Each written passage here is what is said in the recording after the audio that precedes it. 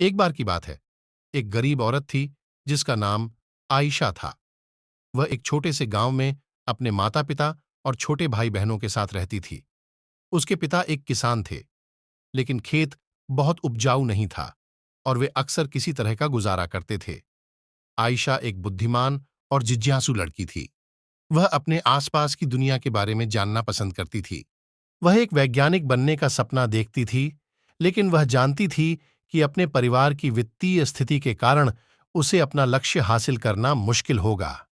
एक दिन आयशा के पिता बीमार पड़ गए। वह काम करने में असमर्थ थे और परिवार की आय और भी कम हो गई। आयशा को अपने परिवार की मदद करने के लिए स्कूल छोड़ना पड़ा। आयशा ने अपने परिवार का समर्थन करने के लिए कड़ी मेहनत की।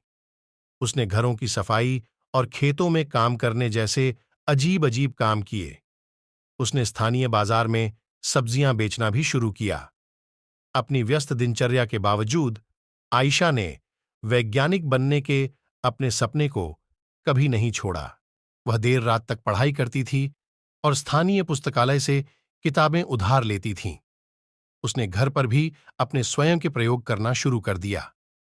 कई सालों की कड़ी मेहनत और दृढ़ संकल्प के बाद आयशा ने आखिरकार अपने सपने को हासिल कर लिया।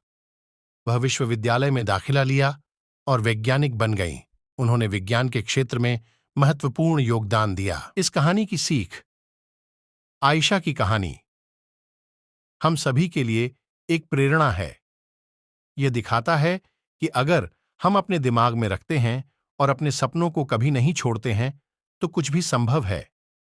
यह भी दिखाता है कि हमारे जुनून का पालन करना महत्वपूर्ण है, भले ही यह मुश्किल हो।